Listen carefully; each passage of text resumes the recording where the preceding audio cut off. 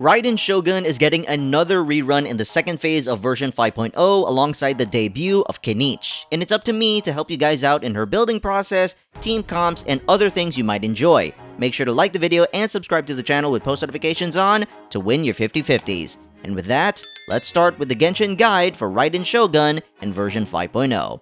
So let's start with Raiden's kit, and it's honestly still pretty crazy. Raiden's personal damage mainly comes from her burst. It starts with a strong initial slash, then converts her normal, charged, and plunging attacks to Electro for 7 seconds, and that duration can even stretch with hit lag. These converted attacks scale based on her burst talent level only. What's unique is that these converted attacks count as elemental burst damage, even though you're using normal and charge attack inputs. This means Raiden can't benefit from normal or charge attack buffs or characters that rely on those hits like Beidou or Electro Traveler, but she pairs well with burst damage buffs and characters like Xingqiu and Yelan. While her burst is active, Raiden can't be interrupted, and she refunds flat energy to the whole team with each converted attack. Just keep in mind that her burst doesn't snapshot and won't build her own resolve stacks. Because of the energy refund and how her resolve stacks work, it's best to use Raiden's burst after your other teammates have used theirs. Raiden's skill offers solid Electro application with decent AoE and full uptime, making it great for triggering Hyper Bloom. The coordinated attacks can happen every 0.9 seconds and follow the standard initial cooldown, which is every 2.5 seconds or 3 hits. But don't worry about ICD affecting Hyper Bloom since it works separately for each Dendro core. Her skill also generates a steady flow of energy particles. While it buffs burst damage, that buff cannot be snapshotted, and the skill itself can't snapshot other buffs either. One key thing to remember is that Raiden's skill triggers on damage, so it won't activate when hitting elemental shields. As for her normal attacks, don't even try to level them up since they won't help Raiden's damage output, since her enhanced basic attacks are converted into elemental burst damage. For her talent priority, maximize her burst, then her skill, then you can level up her normal attack to around level 6 if you want to. Personally, just leave it at level 1 or level 3. Next up are her Constellations. So Raiden C1 helps her build up more resolve stacks, which boosts her overall damage. It's pretty easy to max out her resolve stacks, especially if you're running a second Electro character like Fischl, or have 3 teammates with 80 energy cost bursts. Her C2 ignores defenses. Even though it's not exactly the same as defense shredding, ignoring defense is still incredibly strong. This Constellation gives Raiden a huge boost, roughly increasing her personal damage by around 43%. C3 and C5 increase her skill and ult levels like normal. C4 is kind of odd since Raiden should practically never use her ultimate at the start of the rotation, so this Constellation will not affect the first rotation. If combat requires multiple rotations, C4 provides a useful attack percentage buff to her teammates for the next rotation.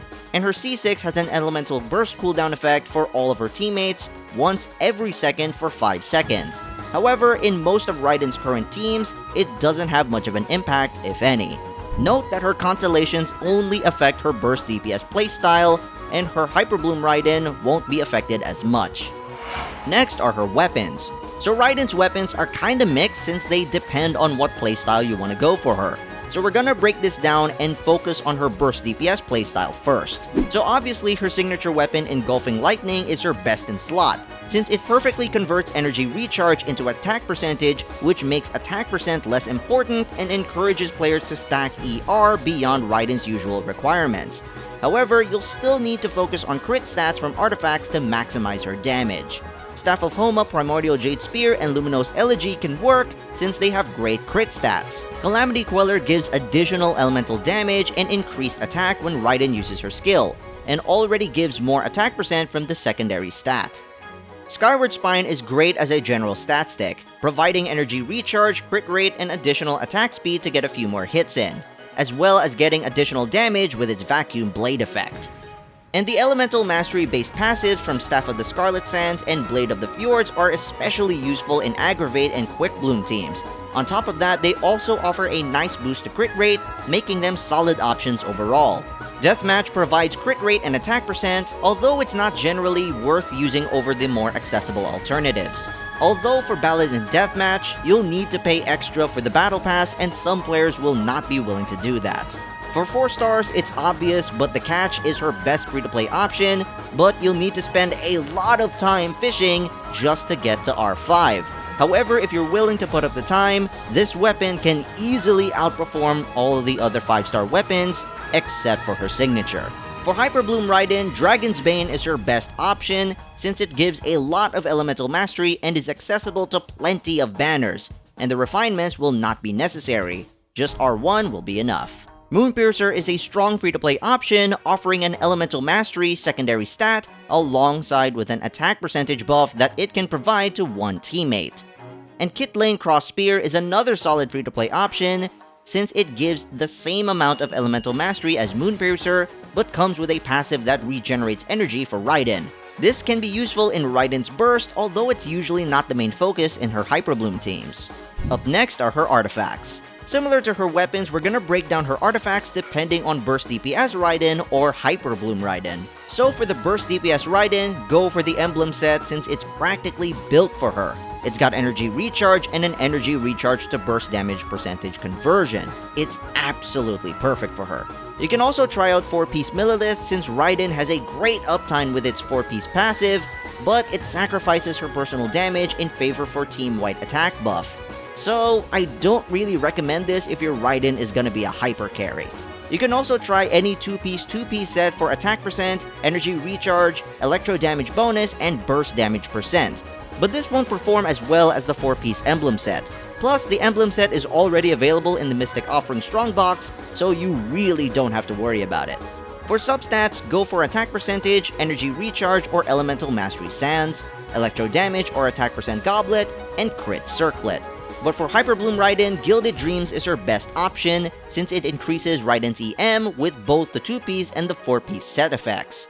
4-piece Paradise Lost increases EM while also providing a huge boost to her Hyper Bloom damage. You can also try out 2-piece set of any EM artifact set like Gilded or Wanderer's Troop.